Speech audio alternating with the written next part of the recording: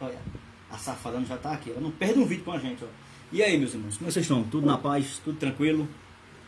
Rapaz, eu tava aqui assistindo aqui um vídeo aqui de um pregador, um pastor. Eu não sei qual é a igreja que ele está pregando. Eu não sei se é a igreja dele mesmo que ele pastoreia, ou se ele está sendo algum conferencista nessa igreja. Até porque só mostra aqui a foto e é um áudio, ok? É um áudio no YouTube. E a foto aqui mostra que ele está aqui na igreja, é a foto. Eu estou aqui avaliando pela foto, mas no decorrer aqui do vídeo que eu assisti completamente, ele não fala se é uma conferência, se é alguma coisa desse gênero aí. Mas o assunto é a grande tribulação. Interessante que o tema aqui no YouTube está assim, ó. Entenda a grande tribulação e o sofrimento da igreja, né? Como se a igreja não já sofresse, né, ó.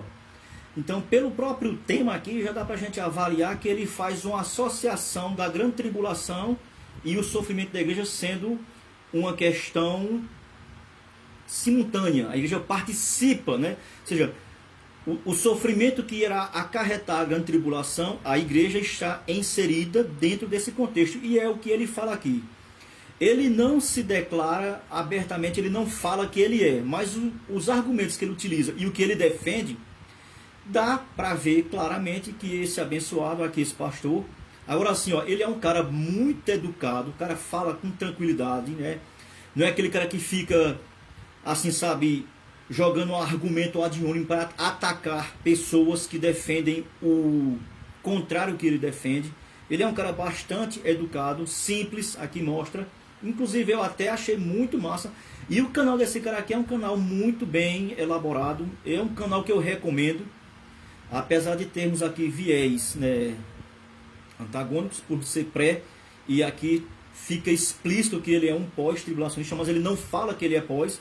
Mas o que ele vai defender aqui, evidentemente, aqui a gente chega à conclusão que ele é pós-tribulacionista, né? E se você viu aí o tema aí, né, você está vendo que os argumentos são muito imprecisos, são incertos.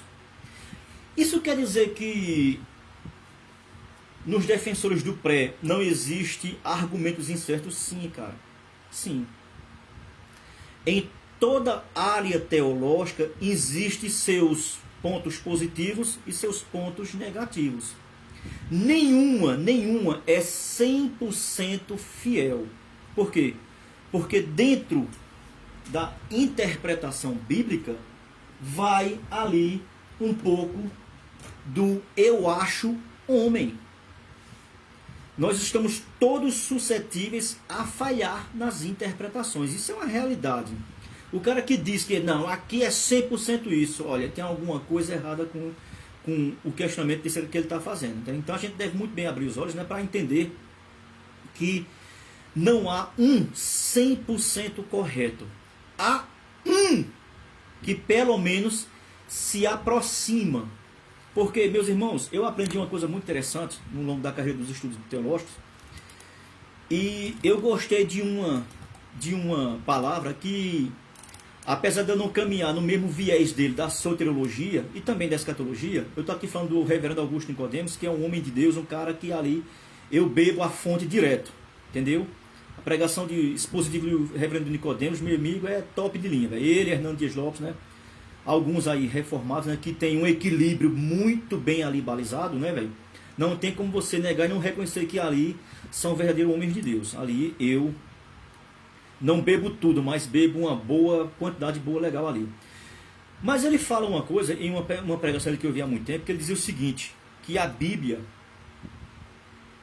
ela tem várias, isso é um argumento, ele falando, eu vou explicar, né? Que o povo diz que tem várias interpretações. Porém, Nicodemos, ele caminha numa via que é totalmente diferente dessa interpretação aí, desse jargão aí, e eu concordo com ele. Por incrível que pareça, irmão, a Bíblia, a palavra de Deus, essa aqui é a versão atual, é da minha esposa. É a Nova Almeida atualizada. É a atualizada, certo? Capazinha da minha esposa aqui, ó. Eu concordo quando Nicodemos diz que a Bíblia só existe uma interpretação. Porque não tem como haver duas interpretações. É impossível haver duas interpretações, né? O problema é que foi se aplicando essa ideia de interpretação no decorrer dos anos, e aí virou, hoje em dia, esse emaranhado de interpretações que mais confunde do que ajuda. Essa é uma realidade que você vai concordar, independente de qual viés você defende. Mas por incrível que pareça, essa afirmação do Augusto Nicodemos, ela é bastante coerente. A Bíblia só existe uma interpretação. Agora, ela pode ter várias aplicações. Aí eu concordo com ele. Mas interpretação só existe uma que é verdadeira. As outras, elas podem trafegar ali assim, ó, subindo e descendo pela verdadeira. Mas tem seus vários artérias. Mas, porém, só existe uma interpretação verdadeira. Por exemplo, cada pessoa que vai ler ali aquela parábola do filho pródigo, cada um vai querer dar uma interpretação. De entre tantas que você vai escutar, só uma vai ser coerente com o texto. As outras podem até brincar, passar, como eu digo assim, ó, vai lá, mergulha na verdade, depois desce um pouquinho, e aí tem suas variantes. Mas a Bíblia só existe uma interpretação, quer você aceite, quer você não aceite. Ok? Então, do mesmo jeito, vale para a escatologia, meus irmãos. De entre algumas posições que existem, né, a gente conhece aqui 5 posições, que é a pré, meso, pós, pré-ira e parcial. Pode até que tenha surgido algumas outras aí, mas no momento aqui chega aos nossos ouvidos aqui, mais gritantes, são essas aí. Ou seja, irmãos, então eu estou falando de mim, eu não acredito que existe 5 interpretações. Irmãos, dessas 5, 4 estão enganadas. Porque não é possível que exista 5 interpretações para a mesma coisa e as 5 estejam corretas.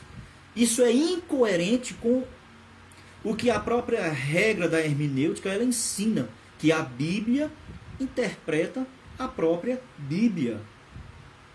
Coisas que você está em obscuro em um texto, em um determinado livro, lá na frente, isso vem à tona de novo mais esclarecido. Então, cabe a nós nos debruçarmos sobre essa palavra maravilhosa para poder chegarmos a um entendimento mais completo, gente.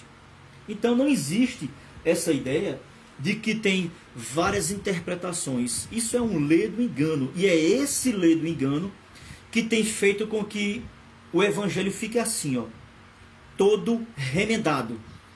Eu falo isso na questão da teologia, ok? Mas isso é bom, é porque você conhece vários viés. Mas se você não tiver a sua base sólida formada, você corre o risco de estar trafegando em uma artéria que não vai ter uma ligação direta com o coração, com a veia principal. E isso é perigoso.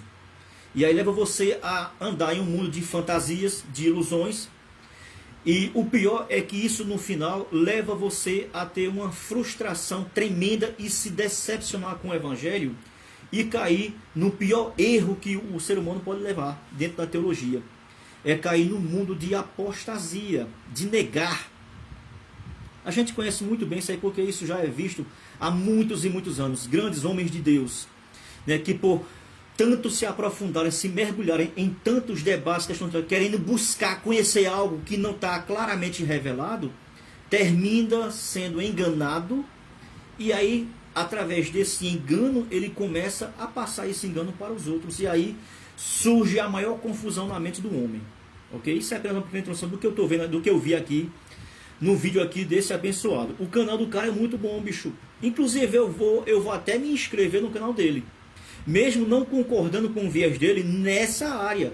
Mas aqui tem outras coisas que são muito interessantes no canal dele. Pastor Jadiel Fernandes é o nome do canal. Deixa eu ver se é isso mesmo. É Pastor Jardiel Fernandes Oficial. O canal do cara é espetacular. Apesar dele desenvolver aqui uma ideia pós-tribulacionista, a qual eu não concordo, mas o cara, pelo menos aqui, é um cara íntegro, entendeu?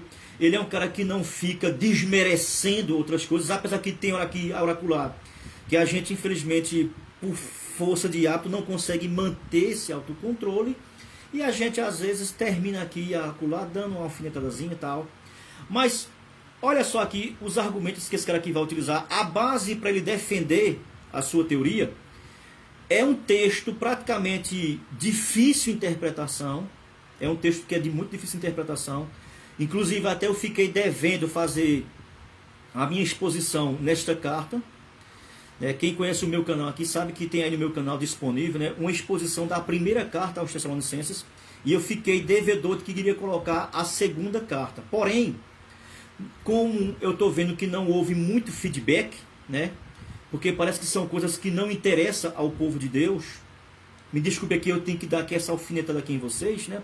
Mas eu percebi que de uns tempos para cá, vocês perceberam que eu mudei um pouco do viés da minha linha aí no meu canal. Gente, eu falo isso aqui para o meu canal do YouTube, não é aqui para vocês do Facebook, ok? O Facebook aqui não tem nada a ver. Eu apenas, como eu já repito várias vezes, eu apenas utilizo essa plataforma para pegar esse vídeo e lançar para o YouTube. Então, para o pessoal aí, meus queridos do YouTube aí, vocês viram que eu mudei o viés e tem alguns vídeos aí que não tem nada a ver com a proposta do canal. E eu, ao fazer isso, gente, eu infelizmente fiquei triste. Por quê? Porque eu vi que teve mais views do que quando a gente está tratando de uma coisa séria. Então isso fica, cara, complicado, né, gente? A gente se diz um povo de Deus, mas não quer realmente seguir aquilo que a palavra determina para a gente, né, cara? Complicado, né? Mas fazer o que, né, gente? Tudo bem, né? Isso aí você reflita sobre isso aqui, você que é inscrito no meu canal, reflita sobre essa pequena alfinetada que eu aqui estou dando, mas, gente, é uma realidade, ok? Não se entristeça, né? A gente está aí há muito tempo já apenas com essa pequena quantidade de inscritos, ok? O meu desejo era que o canal crescesse para que a gente pudesse fazer as lives ao vivo no YouTube, né? Mas aí, como o canal não há esse, eu digo isso sem nenhuma vergonha, entendeu? Sem nenhuma vergonha de que não está crescendo, porque eu não ganho nada com isso, cara, né? Eu não ganho nada com isso, entendeu? O canal não é monetizado, entendeu? Então, fica a critério de vocês. Se vocês acham que o canal é conveniente, o canal é bom, o canal ele traz ajuda, oferece às vezes recursos que às vezes você não encontra em canal nenhum. Então, se você acha que isso não precisa compartilhar, não precisa espalhar para mais que amigos possam chegar a esse conhecimento, então aí é seu critério. Você está livre para fazer o que você quiser. Ok, gente? Desculpem aqui por estar sendo sincero, porque isso é bom. Ó, vamos lá, vamos ver aqui o argumento desse camarada aqui. Como eu estava dizendo, olha só. Essa versão aqui é a versão atualizada, certo? Essa outra Bíblia aqui aberta, olha a capa, é diferente. Só por aqui você já vê que é da CPAD, tá vendo? É a corrigida. Como é que esse texto está em uma e está na outra? Tem diferença? Tem alguma variação? Isso é importantíssimo para se fazer uma análise teológica. E eu estou com essa outra aqui. Olha, até na capa diferente. Essa é a NVI. Ok? Por que essas três versões? Porque a gente vai trabalhar com textos antigos. Gente, muitas vezes os problemas das avaliações teológicas, elas falham por não levar em consideração o tipo de versão que você está utilizando. Por quê? Independente de qual seja a versão que você esteja utilizando, nós estamos aqui trabalhando com um texto que tem mais de 2000 anos, a qual é uma língua que não é mais falada. Eu já falei isso várias vezes, né? Uma cultura que não existe mais, ok? É um tipo de contexto totalmente diferente, arcaico do nosso tempo contemporâneo, ok? Então, por exemplo, qual é um erro grosseiro? Qual é o erro grosseiro que eu vejo, por exemplo? Tem erro grosseiro no pré? Tem, cara. Tem, que a gente não é perfeito, não. Tem. Mas, por exemplo, a gente não comete, né, o erro grosseiro de anacronismo.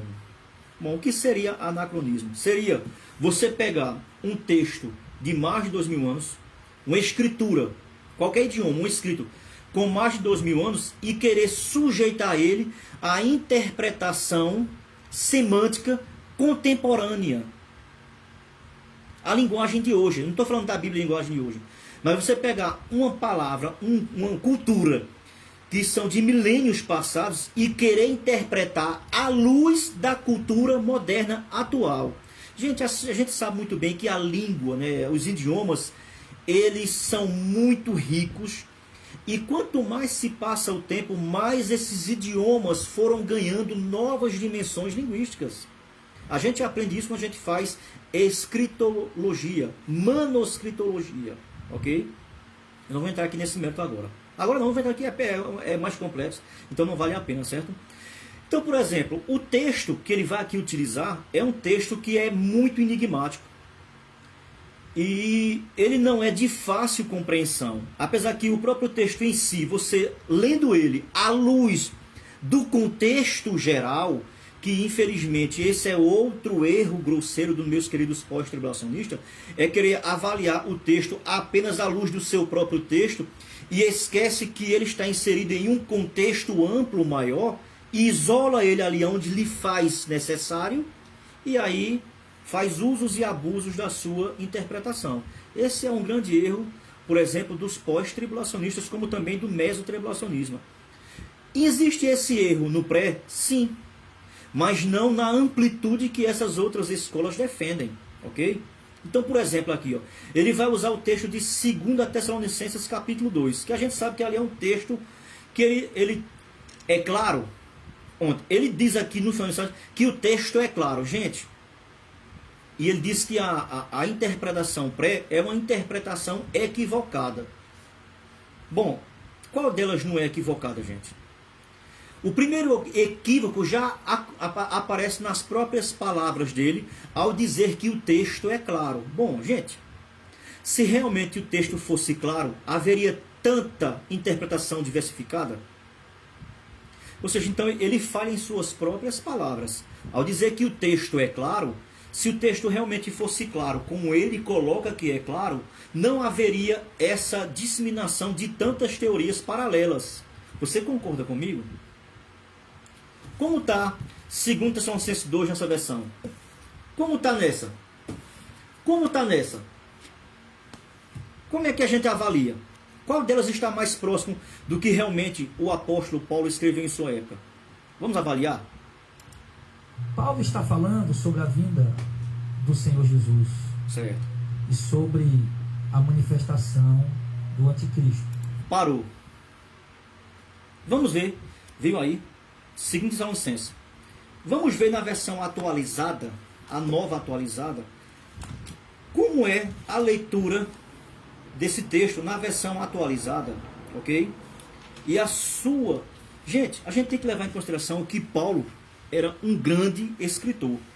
E Paulo sabia muito bem trabalhar as classes gramaticais das palavras. A Bíblia, antes de ser interpretada biblicamente e teologicamente, primeiro, ela precisa ser entendida gramaticalmente. Essa é a primeira lição da hermenêutica.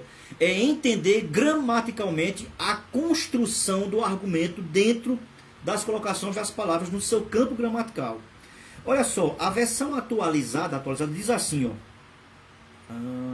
Bom, 2 Tessalonicenses, capítulo 2, o versículo 1. Olha só, irmãos, no que diz respeito a, esse a é um artigo definido. Então, é algo, quando um sujeito, o substantivo, ele é precedido por um artigo, ele está dando uma categoria àquele substantivo lá. Ele está especificando que é algo definido. Não é uma coisa qualquer. Então, olha só. A versão atualizada traz a palavra a vinda de nosso Senhor Jesus Cristo. A vinda. A vinda. É o primeiro sujeito aqui. Vamos aqui, ainda que não seja um sujeito, mas vamos colocar como sendo um sujeito. É claro que aqui não é aula de português, viu, gente? Então, ou seja, não sei, mas o primeiro assunto que Paulo está aqui começando já a esclarecer para esses irmãos da igreja de 2 Tessalonicenses que estava uma bagunça só, igual as igrejas de hoje em dia, perturbadas, ok? Então estava isso aí, ó. Então, irmãos, no que diz respeito à vinda do Senhor, Paulo, ele destaca esse assunto, a vinda do Senhor, certo? Vamos ver a corrigida, como é que está traduzido. Deixa eu marcar aqui que a gente vai voltar sempre a esse texto. Então, olha só. A atualizada, ela deixa sublinhado assim, né, bem específico, com uma crase, a vinda do Senhor. Vamos ver como é que está escrito na corrigida. Como foi que a corrigida traduziu essa primeira frase de Paulo para a igreja de Tessalonicenses? Diz assim, ó: Versão agora, versão corrigida. Diz assim, ó. Ora, irmãos, rogamos pela vinda. Rogamos pela vinda. Não há aqui, ó, a presença do artigo a para dar destaque a esse assunto que Paulo tanto suplica, que ele usa a palavra aqui, ó, rogar. Então, essa palavra rogar aqui no texto, ela dá uma ênfase no assunto. Paulo assim, ó, eu suplico, eu insisto com vocês, pela, ok, ó, vinda de nosso Senhor Jesus Cristo. Então aqui na versão corrigida, não foi feito aqui o uso do artigo a para dar ênfase a esse primeiro assunto que Paulo quer tratar com os irmãos. Vamos ver como foi que traduziu agora a versão NVI.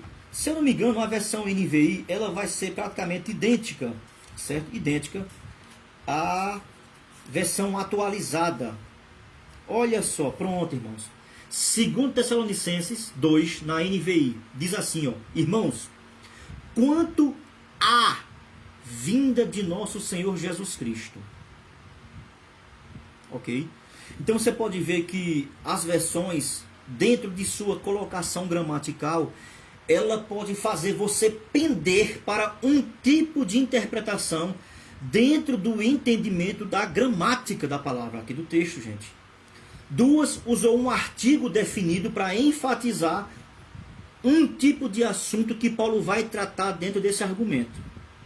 Enquanto que a outra não fez esse uso do artigo para trazer uma definição, para caracterizar assuntos que são diversificados dentro desse contexto. Ok? Isso é muito importante. É importante, por quê? Porque a forma como você vai entender é a forma como você vai interpretar. Você só pode interpretar aquilo que você entende. Se você não entende, como você vai interpretar se você não entende? Concorda comigo? Mas agora vamos continuar o restante da leitura do versículo, porque diz assim, olha como é importante. Veja de quantos assuntos Paulo está tratando aqui nessa fala de Paulo no versículo 1. Vamos ler. NVI. Irmãos, quanto à vinda, olha, quanto a, craseado, ele destaca, é o quê? A vinda de nosso Senhor Jesus Cristo. E, preposição, a nossa reunião com Ele, vírgula. Epa, a NVI usou dois artigos, ok? Dois artigos, um craseado e o outro não. Mas mesmo assim, ele usa dois artigos definidos. Por quê? Porque Paulo está tratando de dois assuntos diferentes, meus irmãos. Ele está tratando da vinda do Senhor, ok? Olha. E o quê? E a nossa reunião com Ele. Por que foi que Paulo usou esse pronome indicativo, nossa, só na reunião e não falou na vinda? Eu estou aqui usando apenas a questão aqui gramatical, interpretativa gramatical, dentro do campo gramatical de cada palavra pertence, ok? Se você observar o versículo 1, Paulo, irmãos, está tratando de dois assuntos. Ele vem trazer explicações mais esclarecidas e definitivas sobre dois assuntos. E aqui, esse rapaz aqui, ele vai trazer aqui um contexto cultural do que se passava lá, né? Que é bastante interessante e que está dentro aqui. E ajuda. Porém, depois é como se ele pegasse o contexto cultural da época e jogasse no mato, não serviço nenhum.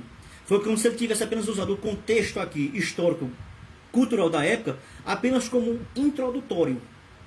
E depois jogou no mato, não serviu para mais nada. Mas você viu aqui que a NVI, ela usa artigos definidos. Por quê? Porque se trata, em um argumento, ele vai trabalhar dois assuntos. Olha como é que está aqui a versão corrigida. Ora, irmãos, rogamos pela vinda de nosso Senhor Jesus Cristo e pela nossa reunião com Ele, vírgula. É o versículo 1. Paulo está tratando assim, ó, eu rogo, eu suplico a vocês sobre esses assuntos, que vocês tenham um entendimento. Em outras palavras, dizendo que há uma diferença entre a vinda do Senhor e a nossa reunião com Ele. Gramaticalmente, você lendo o versículo 1, apenas de forma gramatical e com sinceridade, o próprio versículo 1 aqui, ele nos dá margem gramaticalmente para ser aqui dois assuntos que estão sendo tratados na perspectiva de Paulo. Ok? E depois lá para baixo ele vai agregar mais um terceiro requisito para esse argumento dele. Ok? Mas deu para entender? Que se você ler de forma pausada, entendendo as classes gramaticais, entendendo toda a construção da frase, só isso aí você já consegue tirar um bocado de coisas que já foi colocado pelas escolas. Você já consegue tirar. Certo? Vamos lá, vamos ver aqui o camarada. Eu fiquei apenas no versículo 1. Paulo, o que dá a entender nas palavras de Paulo no começo do... Você viu o que foi que ele falou? Dá a entender, então ele não tem uma certeza. Ele está aqui apenas fazendo uma conjectura, ele está fazendo uma inferência. Paulo dá a entender, então essa expressão, como ele falou, já deixa claro que não está bem claro para ele. Para Paulo estava, certo? Mas para ele e para nós hoje, ok? Dá a entender, então ele já não tem uma convicção concreta disso, não é verdade? Vamos escutar. Tá vendo que é passo a passo? Por isso que as aulas, os vídeos se tornam grandes, porque eu fico ali, ó, vírgula por vírgula, tio por tio, devagarzinho, mastigando, tentando entender, ok? Mas vamos lá. Capítulo 2 é que surgiram algumas pessoas, certo, no cenário religioso, contexto cultural da época, que estavam escrevendo epístolas, cartas ou enviando mensagens. Ou seja, de onde é que ele tirou isso? De onde é que a gente tira isso? Do versículo 2. Entendeu que ele é um cara bastante equilibrado? Do versículo 2. Perfeito, correto, vamos lá. Em nome dos apóstolos. É verdade. Está no versículo 2, né? Ó. Que o dia do Senhor já estava ali para acontecer. Olha só aí. O dia do Senhor. Então tá vendo aí, ó, o versículo 2 deixa isso claro. Lembra que eu falei que no versículo 1 Paulo trabalha com dois assuntos. Se você olhar no versículo 2, ó, ele mesmo que acabou de adiantar, vai aparecer a expressão dia do Senhor. Tem algumas versões mais antigas que tem lá dia de Cristo, como se isso mudasse, isso não ajuda em nada, ok? Acontece aí que a galera que também é acadêmica, aí também tem hora que viaja demais na maionese, né? E que diz, não, é dia de Cristo, porque dia de Cristo é arrebatamento. Dia do Senhor, para mim isso aí é irrelevante, ok? Para mim é irrelevante. Não ajuda em nada. Não ajuda em nada. É diferente, mas ajuda em quê? Não. Só traz mais isso aqui, ó, mais confusão. Mas você está observando que o versículo 2, ele vai falar do assunto que? O dia do Senhor. Irmãos, o dia do Senhor não é o arrebatamento.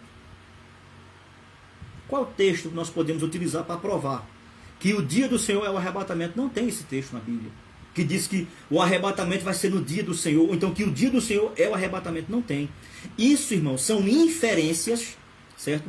Mal encaixadas dentro de engrenagens que não, assim, ó, não gruda, não tem como. Vamos lá. Viu aí? Dia do Senhor. Nós vimos aqui vinda do Senhor e reunião. Todas as dois assuntos que são distintos, separados por artigos que trazem definição concreta de ambas as situações.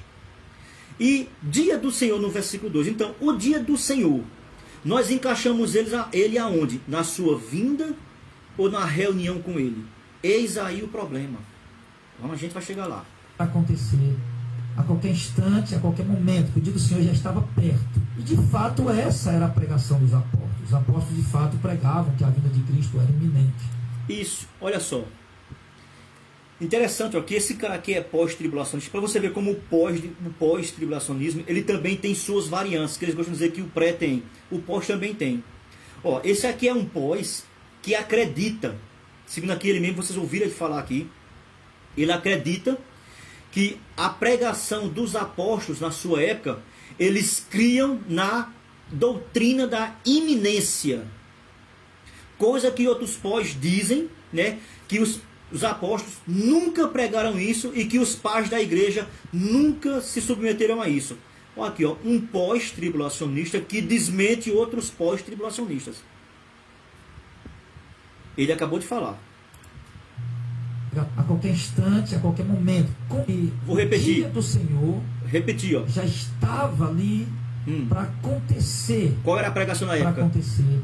A qualquer instante, a qualquer momento. O dia do Senhor já estava perto. E de fato essa era a pregação dos apóstolos. Os apóstolos de fato pregavam que a vinda de Cristo era iminente. Doutrina da iminência, certo. Mas só que essa carta, querido, ela foi escrita por volta do ano 50 depois de Cristo. Ou seja, aproximadamente 20 a 25 anos depois da morte de Jesus. Perfeito. A pregação do arrebatamento, da volta de Cristo, era a principal mensagem da igreja. Isso. Mas e ainda hoje era para... estava... Interessante, aqui é lamentável aqui, né, a situação que a gente vê nos dias de hoje, né? A pregação principal da igreja primitiva era a ressurreição, era Cristo. Era morte, crucificação, ressurreição, assunção e retorno. E se falava o tempo todo. Hoje em dia é difícil você ouvir uma pregação sobre a vinda de Cristo. Não tem mais. E era uma coisa que era primordial na igreja primitiva. Você vê isso no livro de Atos, você vê isso aí.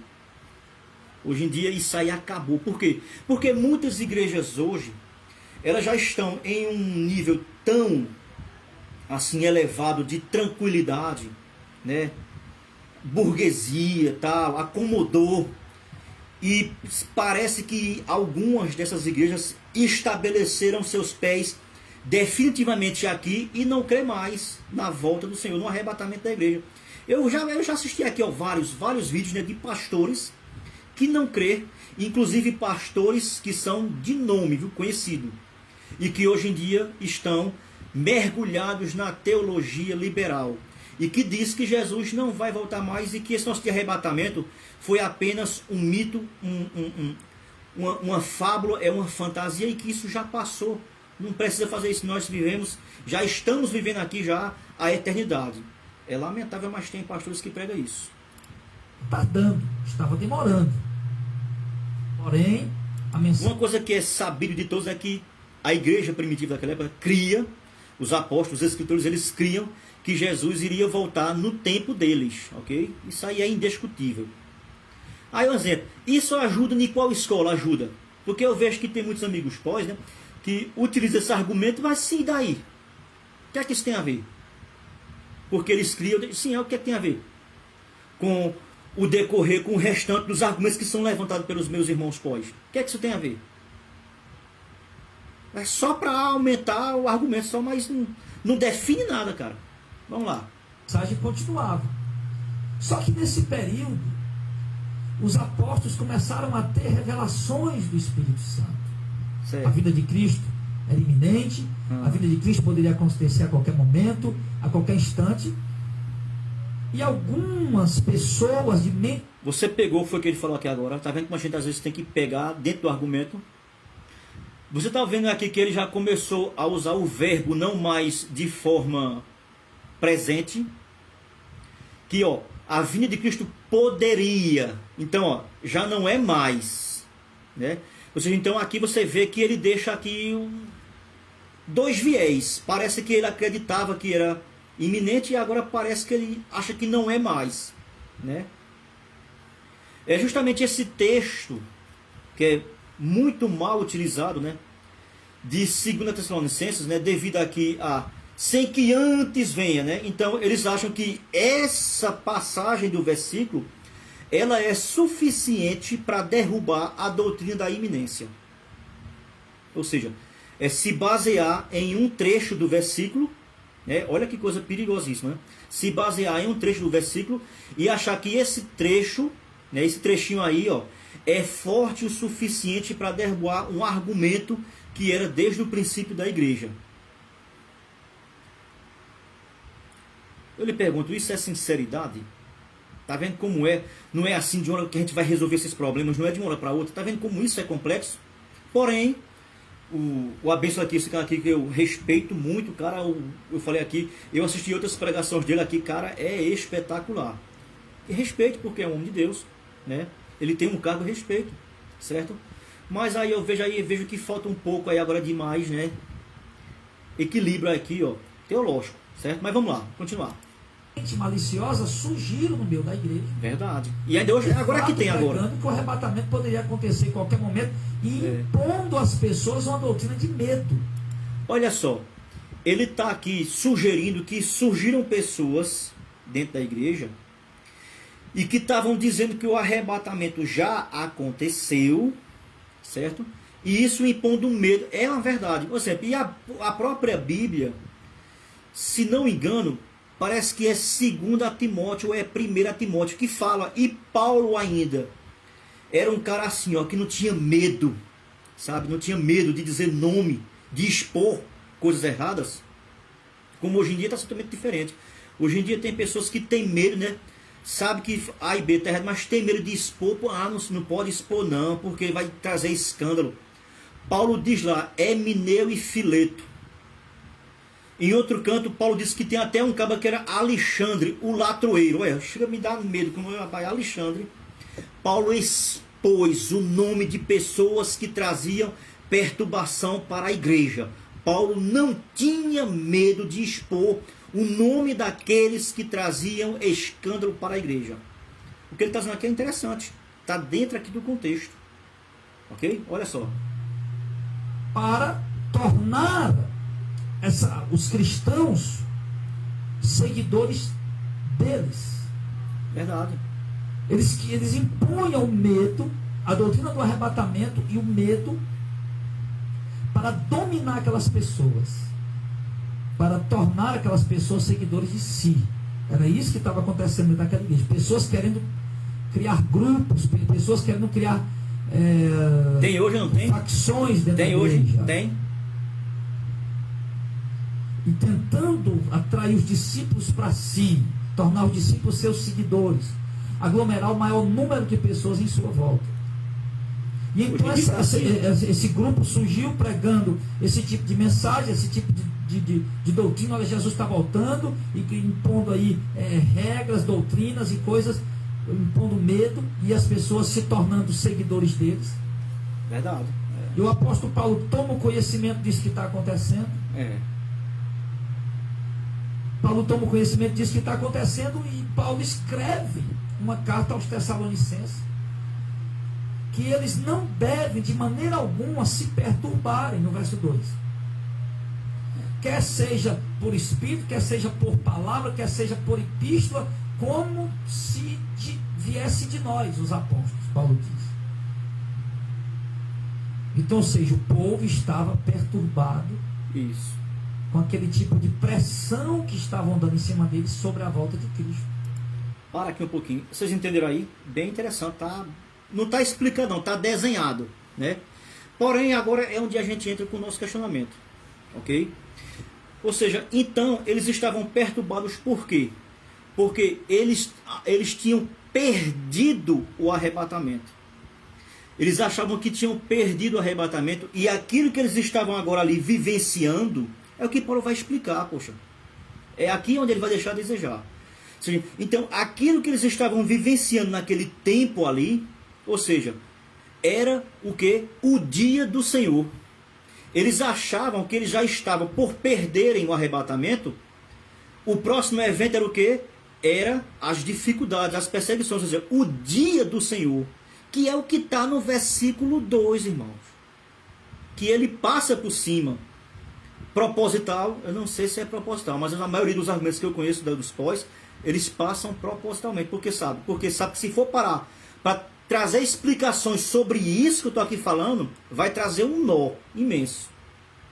Então, por que aqueles irmãos estavam perturbados? Como ele aqui bem explicou. Perderam o arrebatamento, essa era a ideia. A igreja já tinha sido arrebatada, esse é o contexto cultural. E eles, por perderem, né, ficaram perturbados e desanimados. Ok? E eles achavam que aquela perseguição que era movida pelo império e pelos próprios judaizantes, eles achavam que aquela situação ali, ou seja, o quê? Já era o dia do Senhor que tinha sobrevindo sobre eles. E eles ali já estavam fazendo o quê? Vivendo os dias do Senhor. É claro que eu falei no plural, mas não é, né? Ou seja, eles estavam vivendo esse período, porque dia do Senhor, irmãos, é um termo técnico que é aplicado a um período de tempo indeterminado. Dia, não é porque tem lá a expressão dia que se refere a um dia de 24 horas, mas se refere a um período extensivo que cobre muito mais do que um dia de 24 horas. Então, a perseguição estava tão ferrenha, a gente sabe disso, porque o Império Romano estava batendo. A gente vê isso lá no livro de Atos, né, que o próprio imperador Cláudio mandou expulsar todos os cristãos e judeus. Sai daqui de Roma, que vocês estão perturbando a cidade, ok? Depois vem Nero, aqui ele vai falar sobre isso de forma bem clara, ok? Então eles assimilaram tudo isso com o quê? Com um conhecimento que eles tinham do Antigo Testamento. Porque a expressão dia do Senhor era uma expressão bastante conhecida do povo judeu, ok? Se você olhar o Antigo Testamento, a expressão é dia do Senhor. Então eles eram familiarizados com esse evento, que seria um evento onde eles iriam ser restaurados, né? E Deus iria punir os seus perseguidores. Só que não é bem dessa maneira como eles estavam aqui interpretando, mas eles achavam que eles já estavam vivendo, né, o dia do Senhor, esse período. Eles já estavam vivendo esse período. Ok? É esse o contexto, gente. Vamos continuar. O povo estava sendo oprimido e perturbado com aquele tipo de pressão que estavam colocando em cima deles em relação à vinda iminente do Senhor. Iminente é uma coisa que pode acontecer a qualquer instante. Então a doutrina que era para trazer paz, consolo, conforto, alegria, tranquilidade, estava trazendo opressão, estava trazendo perturbação para a igreja. Agora por quê? Ele está correto. É uma mensagem que era para trazer o quê? Esperança, consolo, que é justamente o que está no capítulo 4 da primeira carta. Como é que ele termina? O capítulo 4 da primeira carta termina como? Olha só. Portanto, 1 Tessalonicenses capítulo 4, versículo 18. Ó. Portanto, consolai-vos uns com os outros. A palavra, a mensagem de arrebatamento é consolo. Porém, por ela ser mal interpretada e mal difundida, ela traz perturbação. E foi o que aconteceu com os irmãos ali, né, que não souberam diferenciar uma coisa da outra e trouxe perturbação, como ele aqui está falando. Estava sendo pregado da forma errada, com propósitos errados, com objetivos errados. Isso aqui, ó, de propósito errado e objetivos errados, é a mesma coisa que Paulo quer dizer lá em Filipenses capítulo 1. Porque uns pregam por interesse, outros pregam... Então ó, é o foco que está errado. É o foco que está errado. Mesma coisa que aconteceu lá em Filipenses, é o que estava acontecendo, ó, em Tessalônica. Vamos continuar. Então Paulo, ele escreve para os irmãos que eles devem ter cuidado. Sim. Devem ter cuidado. Devem ter o quê? Porque algumas pessoas... Paulo, ele escreve para os irmãos que eles devem ter cuidado. Devem ter cuidado por quê?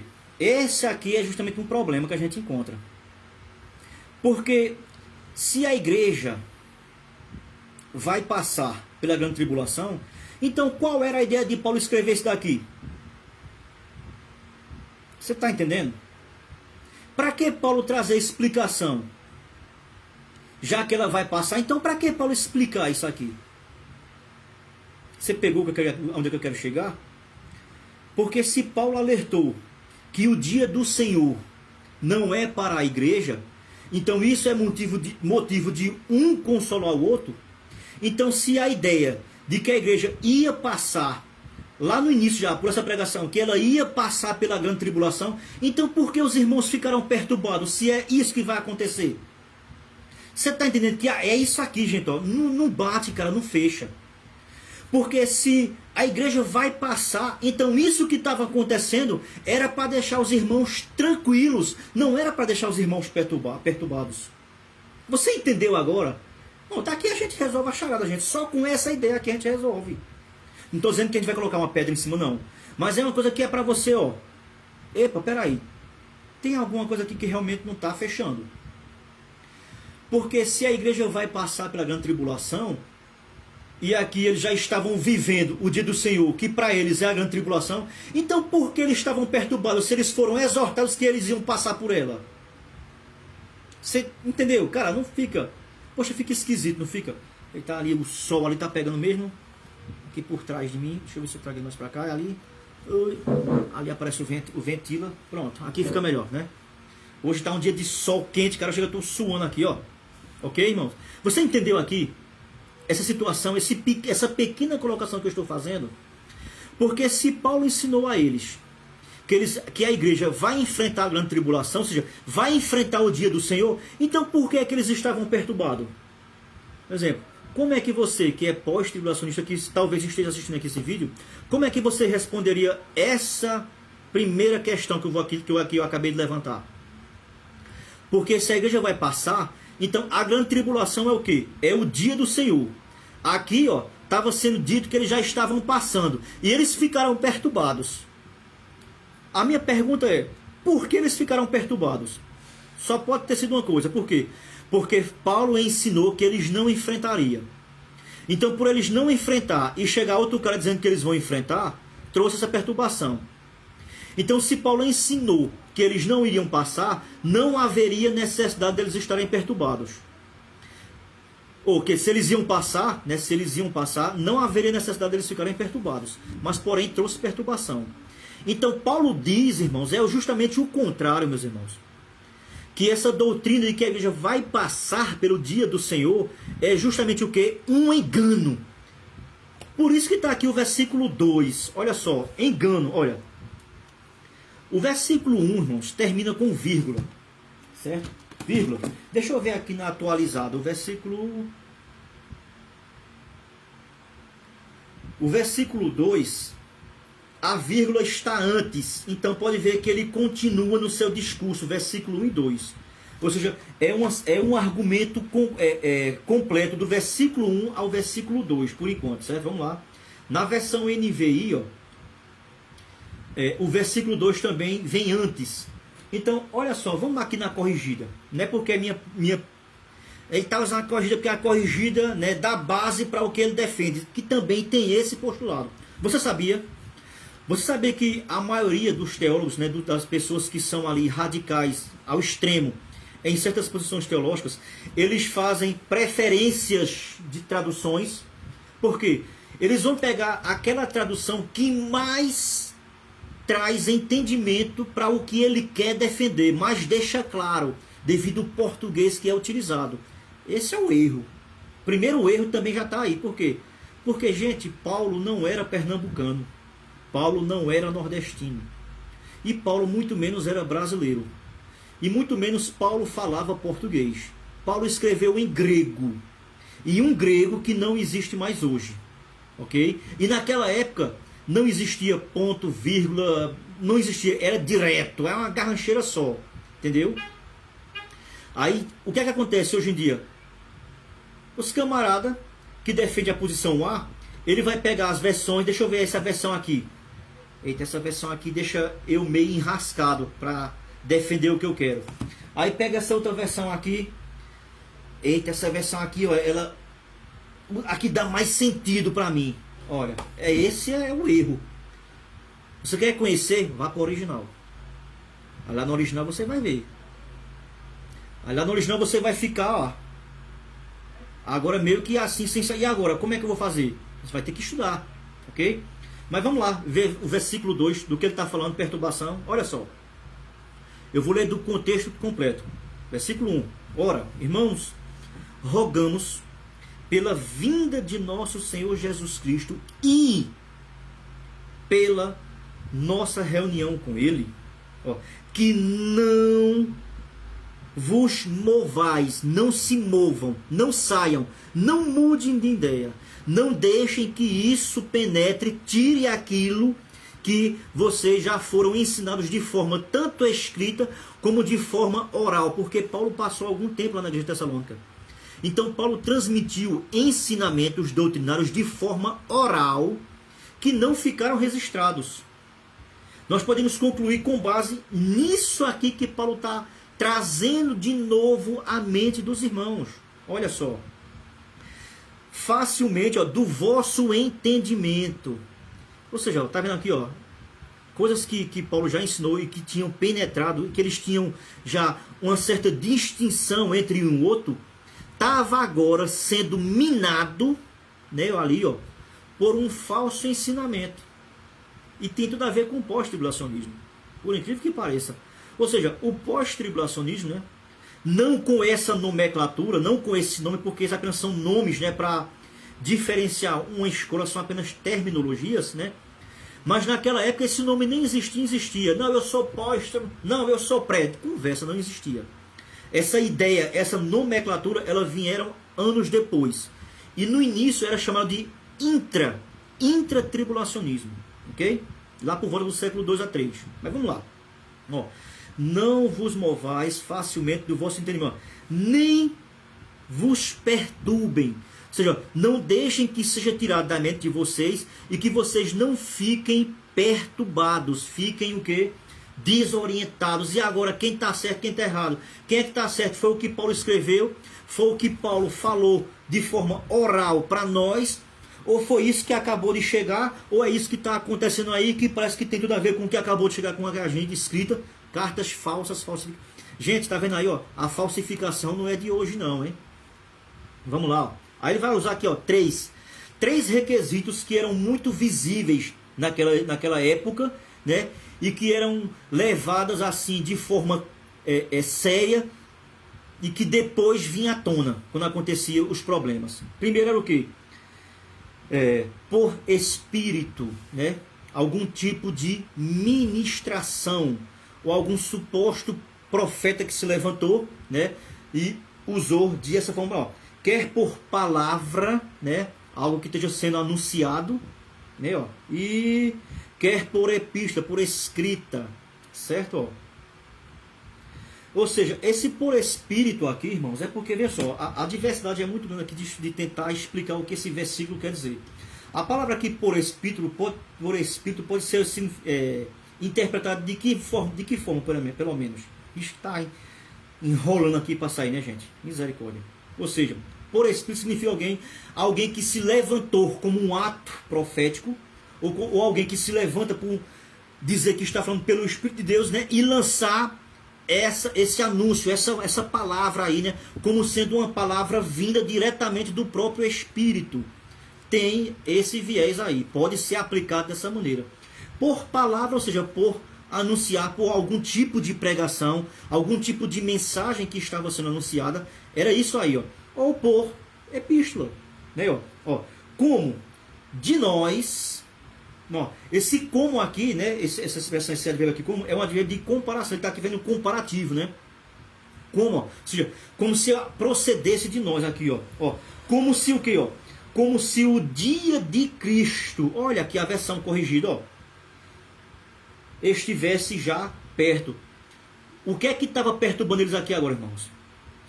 É o dia de Cristo, não era arrebatamento, não. Era o dia de Cristo. Está vendo aqui, ó? Paulo aqui, ó, ele enfatiza, e pode ver que o versículo 2 termina com ponto na versão corrigida.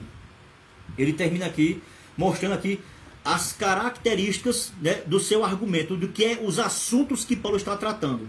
Que é o quê? A vinda do Senhor, que é chamada de dia de Cristo ou dia do Senhor, e reunião. Então ele está tratando aqui, ó, fazendo aqui uma comparação entre dois assuntos e que a diferença de um para o outro. Ou seja, e se você não fizer a diferença de um para o outro, vai trazer essa perturbação que trouxe para a igreja de Tessalônica, gente. Rapaz, eu acho que não vou nem aqui continuar o vídeo aqui, porque senão o vídeo vai ficar gigantesco, eu não sei nem quanto tempo aqui já vai. E aqui o vídeo dele aqui, ó, está apenas em 4 minutos. Aqui eu acho que a gente já vai aqui numa meia hora. Eu não sei quanto tempo aqui já vai essa mensagem, esse nosso debate aqui, né, ó. O capítulo 2, o versículo 2 aqui, ó, também termina com ponto, né, ó. Na versão NVI também termina com ponto, versículo 1 e 2. Então ali, ó, é o quê? É o seu prefácio. Ou seja, Paulo vai tratar sobre esses dois argumentos. De que ele dá dois nomes. Vinda do Senhor e dia do Senhor. E o outro assunto é o quê? Reunião com ele. Essa reunião com ele, segundo os academicistas, se refere ao arrebatamento. Então Paulo está fazendo uma diferenciação entre você distinguir o que é o arrebatamento e o que é o dia do Senhor, ou a vinda do Senhor. Ok? E aí no versículo 3, Paulo vai começar a mostrar. Ok? Vamos aqui ver um pouquinho aqui do que ele vai falar aqui. Tem que ter cuidado, porque algumas pessoas estão querendo enganar os discípulos. Como se o dia do Senhor já estivesse perto. O dia do Senhor. Querendo talvez explorar os discípulos de alguma maneira financeira, não sei. Por quê? Porque dentro do calendário escatológico de Deus, o próximo evento que nós aguardamos é o quê? É o arrebatamento. Eu, pelo menos, aguardo o arrebatamento. Mas aí vocês, meus irmãos, quer dizer, vocês não, os que assistem aí que são pós, vocês não estão aguardando o arrebatamento, vocês estão aguardando o anticristo. Né? Eu não sei como é que vocês podem falar Maranata. Cara, me desculpe, mas eu não sei como vocês podem falar Maranata. Eu estou aguardando o arrebatamento, que para mim, dentro das profecias bíblicas, dentro da cronologia escatológica, o próximo evento é o arrebatamento. E Paulo aqui vai falar sobre o quê? Paulo vai trazer esclarecimentos de o que é que vai acontecer para que se inicialize o quê? O dia do Senhor e a sua vinda aconteça. A partir do versículo 3. Aí Paulo vai dizer que tem alguma coisa que está impedindo que o anticristo se manifeste. Ou seja, se não tivesse algo ou alguém impedindo ele, então ele já tinha se manifestado já há muito tempo. Mas algo ou alguma coisa impede que ele se manifeste. Essa também é uma outra grande bronca, né?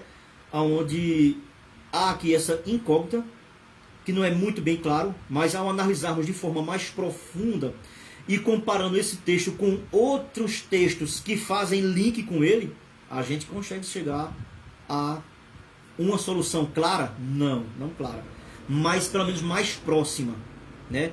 Porque eu vou repetir, se aqui fosse claro, não haveria esse debate, irmãos, não haveria esse debate, né? Estamos todos no campo das conjecturas e interpretações. Vamos ver o que ele vai falar. Mas querendo explorar os discípulos de alguma maneira. Então Paulo, por isso ele diz no verso 3, naquela época já, ninguém de maneira alguma vos engane, porque não será assim. Ou seja, Cristo não voltará para arrebatar a igreja. Cristo não... Olha só, vamos ver aqui, viu? Ele leu aqui um pedacinho no versículo 3, certo? Diz assim o versículo 3, ó: ninguém de maneira alguma vos engane, porque não será assim. Ou seja, ele está usando a versão corrigida. A versão atualizada vai dizer o quê? É agora onde vai entrar aquela questão que eu falei, de usar a versão que mais lhe ajuda, mais lhe dá suporte, né?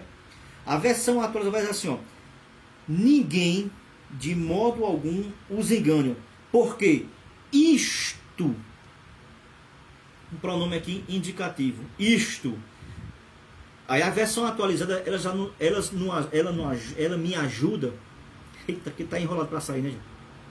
Ela nos ajuda, né, a termos um entendimento um pouco ainda mais esclarecedor de que a versão corrigida, atualizada. E a NVI diz como? A NVI vai dizer assim, ó. Eita, aqui tá... Cadê o versículo 3, ó? Não deixem que ninguém os engane de modo algum. Antes daquele dia. Essa expressão aqui, daquele dia, se refere ao quê? Dia do Senhor. Ou não é? Se não é, o que então? Só pode ser ligado. Ele está ligando essa mesma expressão no versículo 3 com o do versículo 2. Como a gente pode chegar a essa conclusão? Devido a esse pronome indicativo que aparece aqui na versão atualizada. Isto aponta para o quê? Nós sabemos que tem 3, né? Isso, isto, aquilo. Ou esse, este, aquele. Não é? Não tem isso aí? Isso, isto, aquilo. São 3 características distintas e diferentes uma da outra, de proximidade. Uma fala de estar comigo, a outra de estar um pouco distante de mim, e a outra muito mais distante de mim. Isto aqui, Paulo está falando de quê? De algo que está próximo dele. Ou seja, então, se Paulo está tratando de dois assuntos, isto aqui se refere ao quê? Qual dos dois assuntos está mais próximo dentro da frase gramatical para se aproximar do que o pronome isto está apontando? O dia do Senhor, não do arrebatamento. É só você pesquisar português, cara. Pesquise português. Você vê que isso aqui que eu estou dizendo não é invencionice. E aqui não é nem questão de hermenêutica, é questão gramatical em português. Ok? Olha que eu sou péssimo, cara, eu sou péssimo em português. Eu venho melhorando aos pouquinhos. Ok? Mas você viu, pelo que ele falou aí, olha a versão corrigida. Ó, a versão corrigida diz assim, ó. Ninguém de maneira alguma vos engane. Olha como, já para você ver como um engano naquela época já era muito fácil de ser, né, ó, assimilado. Olha como naquele tempo já era fácil de enganar as pessoas. Imagina hoje em dia, com o conhecimento lá em cima. Ó, porque não será assim. O que é que não vai ser assim? A pergunta é essa, aqui na corrigida. O que é que não vai ser assim? O arrebatamento ou o dia do Senhor? Porque o arrebatamento aqui, na versão corrigida, é utilizado com a expressão reunião. E vinda do Senhor e dia do Senhor é a mesma expressão, apenas com duas formas diferentes de falar. Ninguém de modo algum, ninguém de maneira alguma vos engane. Por quê? Não será assim. Não será assim o quê? O dia do Senhor, ele não acontecerá dessa maneira. Por quê? Sem antes que venha a apostasia. Olha só, gente. E, de novo, preposição i, que faz separação aqui, certo? Do. Estão falando aqui no zap, aí cancela, bicho. De novo, ó. Porque não será assim sem que antes venha a apostasia, a definido, caracteriza uma situação, ó, e se manifeste o homem do pecado. Mais dois eventos que são distintos. Entendeu? Mais dois eventos. Lá no versículo 1 tem dois eventos. Vinda do Senhor, reunião com Ele. No versículo 3 tem apostasia e a manifestação da joinha. E se você... O versículo 3 termina com vírgula. Por quê? Porque o argumento de Paulo ali, ele ainda vai ter mais uma continuidade que se encerra onde? No versículo 4. Versículo 1 e 2 são ligados, e versículo 3 e 4 são ligados. É como se ficasse assim, ó. Ok? É isso aí, cara. A vírgula encerrou o assunto, não. Ele talvez definiu uma parte do que ele quer falar e ainda tem uma continuidade que vem seguida pelo versículo 4. O problema é a apostasia. Em todas elas aqui, a palavra é a apostasia.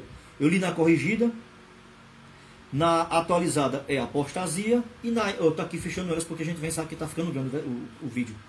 E no versículo 3 aqui também, ó, apostasia.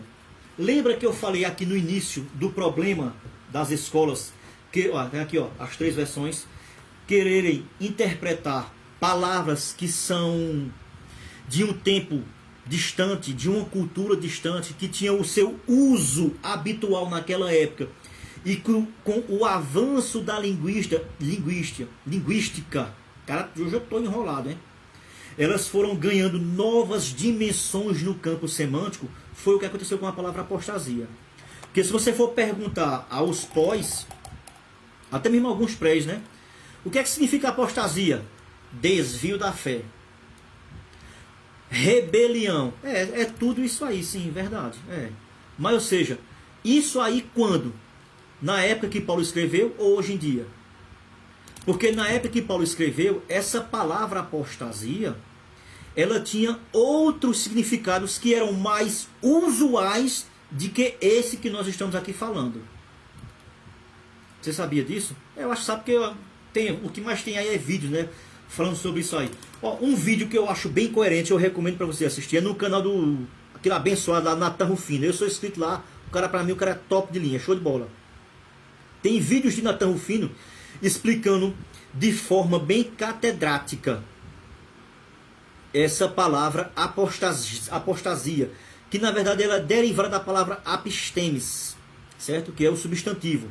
E tem ele no Novo Testamento sendo empregado de várias formas. Ele como sendo um substantivo, ele em sua forma substantivada, ele como verbo, ok? Então isso aí, ó, se você pegar uma palavra e usar ela como substantivo, ela vai ter um entendimento.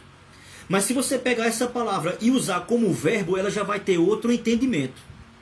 Então quando Paulo usou a palavra apostasia aqui há 2000 anos atrás, naquela época, qual era o uso comum e habitual que essa palavra tinha? Pergunte aos pós-tribulacionistas, você não vai ver nenhum vídeo, nenhum. Eu até hoje eu nunca achei não. Se tiver, eu não achei ainda. Se você sabe aí, você, meu querido pós, que está assistindo, sabe que tem, mande, deixa o link aí, mande para mim que eu quero assistir, cara. Que eu estou curioso para saber o que é que vocês dizem. Eu nunca ouvi nenhum pós-tribulacionista trazendo uma videoaula aqui, né, ou uma pregação, uma mensagem, ou um ensino, só falando sobre o desenvolvimento que a palavra apostasia ganhou em todo esse período da história até hoje. Ok? Gente, ó, esse vídeo aqui é muito massa. A gente vai trabalhar muito esse vídeo. Eu acho que esse vídeo aqui, ele vai dar pra gente aqui fazer aqui umas 5 aulas, uns 5 vídeos, ok? De reação ao que ele está aqui ensinando. Ó, a gente parou aqui, ó, em 4 minutos, em 5 minutos.